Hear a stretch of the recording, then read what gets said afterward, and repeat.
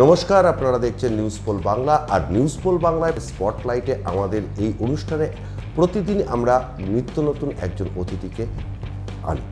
আর আজকে আমাদের সঙ্গে রয়েছেন এমন একজন অতিথিকে পরিচয় করিয়ে দেবো দর্শকদের সামনে, যার পরিচয় করানোর কোনো দরকার নেই। তিনি আদ্যপান্ত রাজনীতির মানুষ।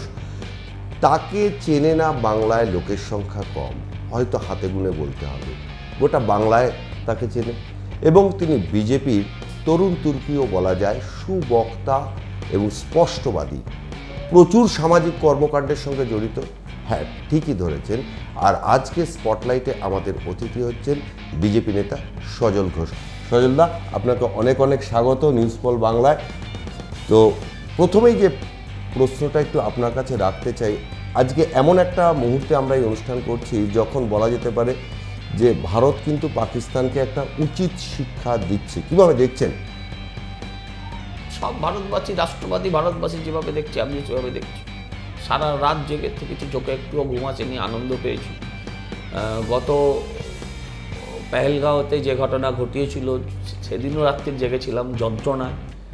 এই যন্ত্রণাকে ওভারকাম করে যেভাবে প্রত্যাঘাত করেছে ভারত, সেই যন্ত্রণায় খানিকটা প্রলেপ তো বটেই।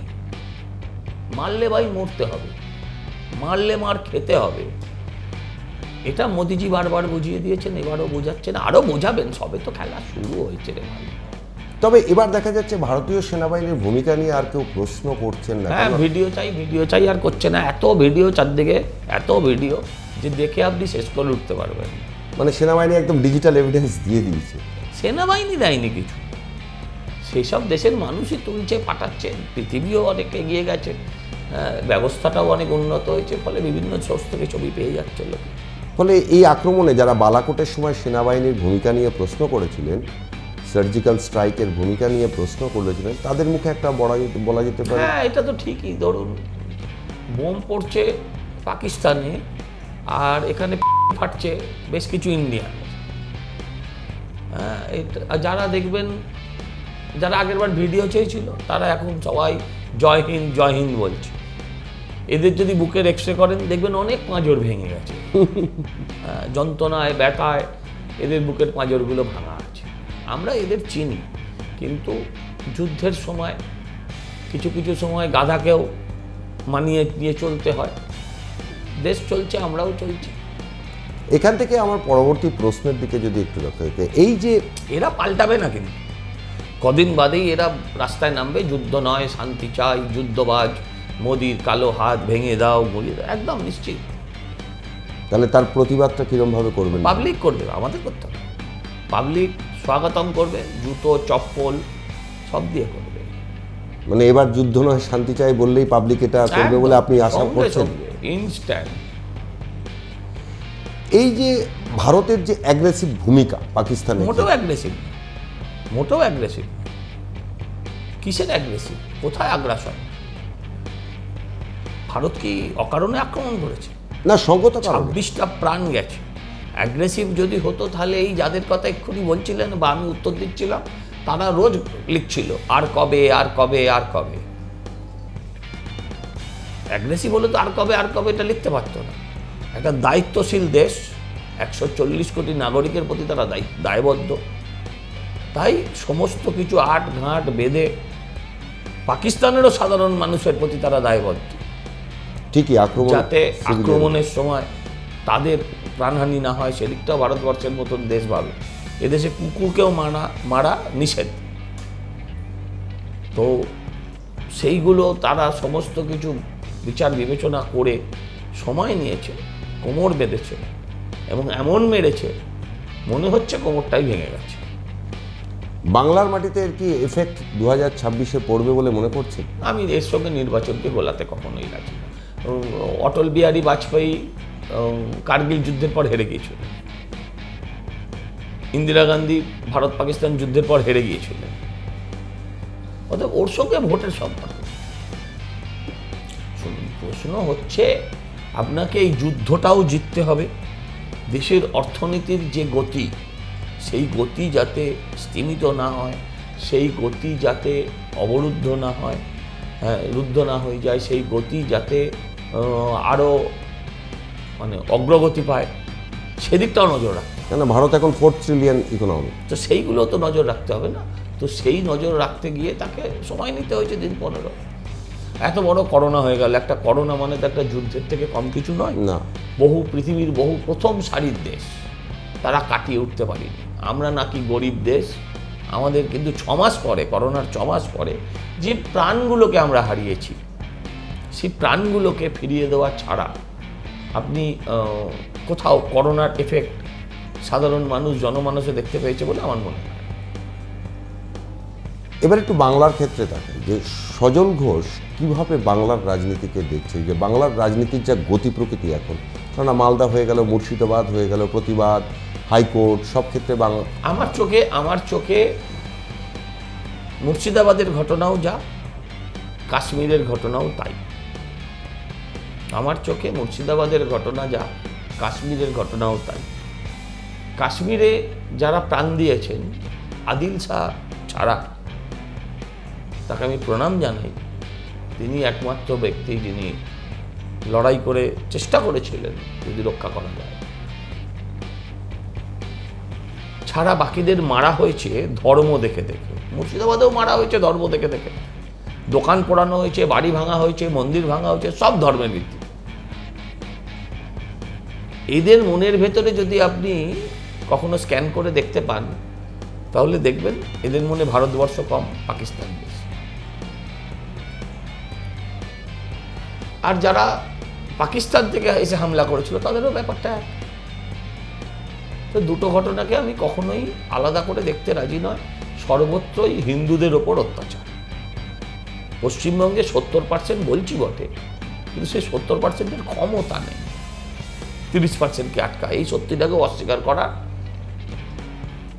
ইচ্ছে নেই বলার, কিন্তু উপায়ও নেই সত্যিকে অস্বীকার করা। 30%-এর 30% ভোট দেয়, বাকি যে 70 জন, সেই 70 জনের 50 জনও ভোট দেয়। খামতিটা ঠিক কোথায়? ওই তো বললাম, খামতিটা ওখানে। তাহলে এরকম সাম্প্রদায়িক সরকার তৈরি হয় না, মানে কোনো বিশেষ সম্প্রদায়কে ভালোবাসার সরকার তৈরি হয় না। সমস্যাটা তো ওই জায়গায়। উত্তরপ্রদেশে তো আমাদের থেকে বেশি মুসলমান থাকে, ডবল মুসলমান। সমস্যা নেই তো, আইনটা সবার জন্য এক। আপনি হেলমেট পরে এই পাশে রাজাবাজার দিয়ে যাবেন, আপনাকে 500 টাকা ফাইন দিতে হবে, পুলিশকে ঘুষ দিতে হবে। ওরা হেলমেট পরবে না, পেছনে 3টে ছেলেকে বসাবে, হ্যাঁ, ওরা যাবে, ওদের কেউ ছোঁবেও না। সমস্যাটা তো এখানেই। আপনি একটা সবুজ ঝান্ডা নিয়ে একটা গাড়ি করে যান হিন্দু পাড়া দিয়ে, আপনাকে কেউ বাধা দেবে না। কিন্তু একটা বাস যাচ্ছিল, তাতে একটা গেরুয়া ঝান্ডা লাগানো ছিল, সবাই দাঁড় করিয়ে পুলিশের সামনে দাঁড় করিয়ে কুলিয়ে দিল। এইটা হবে না, বিজেপি এলে এইটা হবে না। এক্ষেত্রে বাংলায় বিজেপির ভবিষ্যৎটা কিরম ভাবে দেখছেন? বিজেপি কি এবার পারবে সামনে? হ্যাঁ, পারতেই হবে। বিজেপি না চাইলেও বিজেপিকে মানুষ ক্ষমতায় নিয়ে আসবে। তার কারণ হচ্ছে তারা, মমতা বন্দ্যোপাধ্যায় নিজের বলে ক্ষমতায় আসেনি, সিপিএমের অত্যাচারের ফসলে তিনি ক্ষমতায় এসেছেন, এটাও মানতে হবে। সেরকম মমতা বন্দ্যোপাধ্যায়ের হাত থেকে মুক্তি পেতে গেলে তার বামেদের জিতিয়ে আনা যাবে না এই মুহূর্তে। আপনাদের কাছে একটাই রাস্তা। মানে বলছেন মানুষ এবার স্বতঃস্ফূর্তভাবে বিজেপিকে ভোট দেবে? আপনার সন্দেহ থাকলে আলাদা কথা, আমার সন্দেহ না। বিজেপি কি সাংগঠনিকভাবে সেরকমভাবে? মমতাও ছিলেন, মমতা 77টা সিট ছিল, 77টা যে কটাই এদিক ওদিক হয়ে যাক, ততগুলো সিট ছিল। মমতার 18টা 12টা যাই বলুন সাংসদ ছিল, তাও তার সাথে অ্যালায়েন্স করে লড়তে হয়েছিল। এইগুলো আপনাদের চোখে দেখে পারেন না, আপনাদের আসলে চাঁদের কলঙ্ক দেখতে পান, হ্যাঁ, বাড়ির সামনে কি হচ্ছে দেখতে পান না, এটা হচ্ছে সমস্যা। সজলদা, অনেকেই বলছে যে বাংলার রাজনীতিতে বামেরা নাকি একটা ফ্যাক্টর হতে পারে, মানে কোথাও কি বিজেপিকে? হতে পারে, ওদের কাজ তো দেখুন, ওরা অত্যন্ত দায়বদ্ধ, ওরা অত্যন্ত দায়িত্বশীল বিজেপিকে হারানোর ব্যাপারে। পাড়ার যে ছেলেটি সিপিএমের পোস্টার মারে, পাড়ার যে ছেলেটি আজকেও লাল ঝান্ডা কাড়ে পুকার করে, যে ছেলেটা রাস্তায় যায় হাঁটে, যে তৃণমূলের হাতে মার খায়, যে বুথে বসলে মাথা ফাটে, ভোটের পর যাদের বাড়িতে আগুন লাগে, তাকে গিয়ে জিজ্ঞাসা করুন তোমার প্রথম এবং প্রধান শত্রুকে, সে অবশ্যই বলবে তৃণমূল। কিন্তু যারা মঞ্চ থেকে ভাষণ দেয়, যারা ওই মিছিলের সামনে হাঁটে, তাদের জিজ্ঞাসা করুন আপনার প্রধান শত্রুকে, সে বলবে বিজেপি। আর দলটাকে কন্ট্রোল করে তো মঞ্চের ওপরে বসার লোকেরাই। তাই মঞ্চের তলার লোকেদের আওয়াজটা হারিয়ে যায়, মিলিয়ে যায়। যারা মার খায় তাদের কথা কেউ শোনে না। না, এই এদের জায়গাটা কাজ হচ্ছে ভোট কাটা। এটা তো জিততে পারবে না, এটা জানে, অথচ সব সিটে প্রার্থী দিতে হবে। তুই কেন সব সিটে প্রার্থী দিবি? কেন তুই সব সিটে জামানত হারাবি? লোকসভায় তো হয়েছে, কিন্তু তবু ওরা প্রার্থী দেবে কেন? আপনি আমায় বলুন, সুজন চক্রবর্তী বাড়ি কোথায়, কোথায় থাকেন? যাদবপুরে। উনি প্রার্থী হয়েছিলেন লোকসভায়, বিধানসভায় যখন কোথা থেকে? না আগে যখন ওদের রাজত্ব ছিল, তখন কোথা থেকে জিততেন? কোথা থেকে উনি জিততেন? ওই সব জায়গা থেকে। আজকে হঠাৎ ওই যাদবপুর ছেড়ে দক্ষিণ কলকাতা ছেড়ে উত্তর কলকাতা ছেড়ে দমদম কেন? কি কারণে বলতে পারবেন? কারণটা অত্যন্ত পরিষ্কার। কারণটা হচ্ছে উনি বুঝেছিলেন যে ওখানে এখনো তৃণমূল সিপিএম এর কিছু লোকজন আছে যারা অন্য কেউ প্রার্থী হলে তারা সিপিএমকে দেবে না, এবং সেই ভোটটা যদি চলে যায় বিজেপির দিকে, তাহলে সৌগত রায় বা তৃণমূল যেভাবে এই ধরুন তিনি হারবেন। তাই অঙ্ক কোষের দায়িত্ব নিয়ে বাকি সিটগুলো এরকম অঙ্ক ছিল না যে হেরে যাবে, এই অঙ্ক ছিল না এইখানকার এই দক্ষিণ কলকাতা বা উত্তর কলকাতায়, কিন্তু এই জায়গায় এই অঙ্কটা পরিষ্কার ছিল। তাই তিনি দায়িত্ব নিয়ে সুজনবাবু ওখান থেকে উড়ে চলে এলেন এখানে ভোট কাটতে এবং সফল। বরানগর আমি প্রার্থী ছিলাম, একদমই তাই, বরানগর আমি প্রার্থী ছিলাম। 21 সালে তৃণমূল প্রার্থী জিতেছিলেন 35,000 ভোটে, তাপস রায়, আজকে উনি বিজেপিতে, 35,000 ভোটে। বিরোধী ভোট যদি তখন যোগ করা হতো, তখন বিজেপি প্রার্থী পেয়েছিলেন 50,000, আর কংগ্রেস প্রার্থী পেয়েছিলেন 20,000। কংগ্রেস সিপিএম জোট প্রার্থী পেয়েছিলেন 20,000, তাহলে হলো কত? 70,000। 85,000 হলেও তখনও 15,000 প্লাস। এইবার দাঁড়ালেন তন্ময় ভট্টাচার্য। লাস্ট জ্যোতিবাবু দাঁড়িয়েছিলেন সিপিএম এর, 52 বছর বাদে বরানগরে সিপিএম প্রার্থী। তন্ময় ভট্টাচার্য পাড়ার লোক। তন্ময় ভট্টাচার্যের একটা নিজস্ব পাড়ায় ঘোরাঘুরি করে, মানুষজনের সঙ্গে মেলামেশা আছে, এরকম একটা ব্যাপার আছে। তাকে বেছে বেছে প্রার্থী করা হলো। তখন আর বামফ্রন্টের নিয়ম মেনে, বামফ্রন্টের মেনে প্রার্থী করা হলো না। তন্ময় ভট্টাচার্যকে দেওয়া হলো, সেই তন্ময় ভট্টাচার্য পেলেন 26,000 ভোট, যেটা গতবার 21 সালে যেটা 20,000 ছিল, সেটা হয়ে গেল 26,000। আমাদের বিজেপির ভোটটা ছিল 50,000, সেটা হয়ে গেল 61,000। এই যে 6,000-এর মার্জিন, এটা আমি কভার করতে পারলাম। ওরা 68,000 ভোট পেল, 69,000 ভোট পেল, 8,000-এ জিতলো। এইটা যদি না হতো, তন্ময় ভট্টাচার্য যদি না দাঁড়াতেন, তাহলে শিওর ওরা হারতো। ভোটের অঙ্ক তো অন্তত তাই একদম পরিষ্কার। কারণ তা না হলে ওরা 10 থেকে 12,000-এর বেশি ভোট পেত না সিপিএম। আচ্ছা, আপনার কি মনে হয় সিপিএম এর সাথে কি কোথাও তৃণমূল কংগ্রেসের একটা 100% মনে হওয়ার কি আছে? এই তো অঙ্ক, দুটো অঙ্ক বললাম পরপর, দুটো অঙ্ক তো পরপর বললাম। এই 80 বছরের প্রদীপ ভট্টাচার্য, আই রেসপেক্ট হিম আ লট, ভালো করে যে উঠতে পারে না, দাঁড়াতে পারে না, পার্লামেন্টে যেতে পারবে, গিয়ে কি বলবে সে? তাকে দাঁড় করিয়ে দিল। তাকে দাঁড় করাতে 3টে লোক লাগছে কেন? ওই প্রদীপ ভট্টাচার্য ওই ফাটা গরমে মে মাসে তাকে দিয়ে পাড়ায় পাড়ায় ঘোরালো। ভাই, মোহাম্মদ সেলিম চলে গেলেন রায়গঞ্জে, সাকসেসফুল হননি অন্য কথা, কেন বলুন? না, এক্ষেত্রে কি বিজেপি এবার কি 26-এর আগে তাদের প্রচার কৌশল কি সেইভাবে? প্রচার না করলেও বিজেপিকেই মানুষ ভোট দিতে হবে। 26,000 যাদের চাকরি গেছে তারা কাকে ভোট দেবে? আপনি আবার বুঝিয়ে বলুন। আপনি তো বলছেন ভোট দিতে হবে, কিন্তু ভোট নেওয়ার মতো বা এজেন্ট দেওয়ার মতো কি বিজেপি? আচ্ছা, 77 সালে সিপিএম কত % এজেন্ট দিয়েছিল? আচ্ছা ছেড়ে দিন, 2011 সালে মমতা ব্যানার্জির যদি একাই সব জেতার ক্ষমতা থাকতো, তাহলে মমতা বন্দ্যোপাধ্যায় কংগ্রেসের সঙ্গে হাত মেলালেন কেন? কংগ্রেসের সঙ্গে হাত মেলালেন, বিজেপিকে ম্যানেজ করলেন কেন? উত্তর আছে। যদি এতই সক্ষমতা তার ছিল, সে হাত মেলাবে কেন? যার ক্ষমতা আছে কি মেলায়? আমি তখনই কারোর সাথে হাত মেলাই যে কাজটা আমি একা করতে পারবো না, তখন আমার যৌথ প্রয়াসের দরকার। মানে সজল ঘোষ মনে করছে, এটা কিন্তু একটা ব্রেকিং হিসেবেও আমরা বলতে পারি যে সজল ঘোষ মনে করছেন 2026-এ এ রাজ্যে বিজেপিকে মানুষ স্বতঃস্ফূর্তভাবে ভোট দেবে, কোট আনকোট, যেটা উনি বলছেন যে তৃণমূলের অপশাসন থেকে মুক্ত হতে। 100%, এটা আপনি ঠিক বুঝেছেন, এটাই কোনো ভুল নেই। এছাড়া কোনো রাস্তা নেই আপনার কাছে, এছাড়া আর কোনো রাস্তা নেই আপনার কাছে।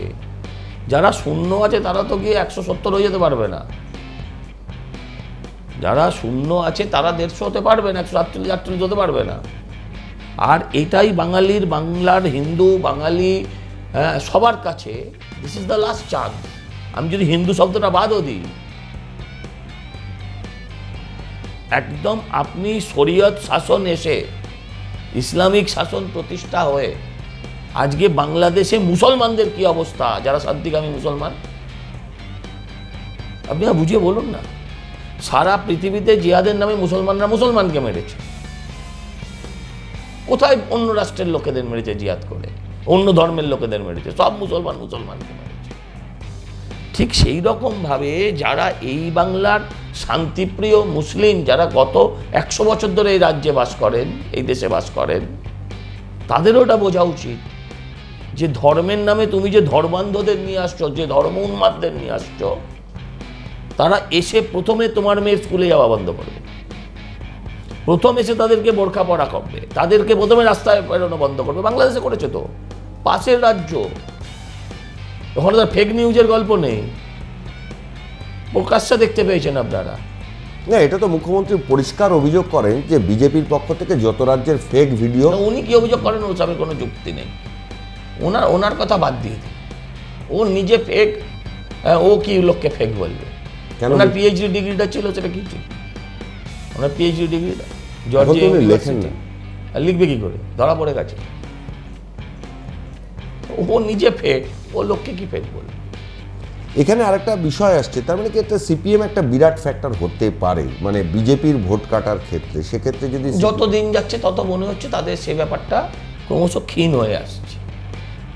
যত দিন যাচ্ছে তত বোঝা যাচ্ছে ওদের এই ব্যাপারটা ক্ষীণ হয়ে আসছে। ওদের ব্রিগেডে যদি একটা আমরা করতাম, ওই যে ব্রিগেড হলো কতদিন আগে, কত লোক হয়েছে জানার দরকার নেই। ওই ব্রিগেডে আপনি একটা গণভোট করুন, সেখানে সিপিএম হারবে।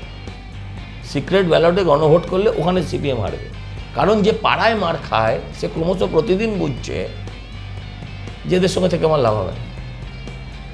সংখ্যালঘুরা তারা থাকতে পারে, সংখ্যাগুরুরা থাকবে না। আচ্ছা, শুনুন, আমি আপনাকে বলছি, এই যে মুর্শিদাবাদে যারা মার খেলেন, মুর্শিদাবাদে যারা মরলেন, হরগোবিন্দ দাস, চন্দন দাস, কোন পার্টির লোক? তারা কোন পার্টির লোক? তারা তো সিপিএম এর লোক। তারা সিপিএম এর লোক। প্রথম দিন গিয়ে মোহাম্মদ সেলিম বলে এসছেন, কিন্তু তারা তাদের লোকেদের জন্য কিচ্ছু করেনি। ব্রিগেড থেকে একবারও নাম উচ্চারণ করেনি, কাদের হাতে মরল সেটা বলেনি। ভারতবর্ষের মানুষ, পশ্চিমবঙ্গের মানুষ তারা দেখছে নাকি দেখছে না? তবুও যেন পশ্চিমবঙ্গের রাজনীতিতে যেন একটা ধর্মর ব্যাপারটা, উন্নয়ন, এগুলো যেন কোথাও একটা উন্নয়ন পিছিয়ে যাচ্ছে। কি উন্নয়ন কোথায় হয়েছে পশ্চিমবঙ্গে? উন্নয়ন বলে কিছু নেই। ধর্ম তো মুখ্যমন্ত্রী এনেছেন। আমি যেমন ঈদের নামাজে মুখ্যমন্ত্রীর গিয়ে দাঙ্গা দাঙ্গা দাঙ্গা করারও বিরোধী, সেরকম দুর্গা পুজোর এই কদিন বাদেই দেবে 1 লাখ টাকা করে পুজো কমিটিকে করা, আমি সেটারও বিরোধী। ওটা তো হিন্দুদের, হলে কি হবে?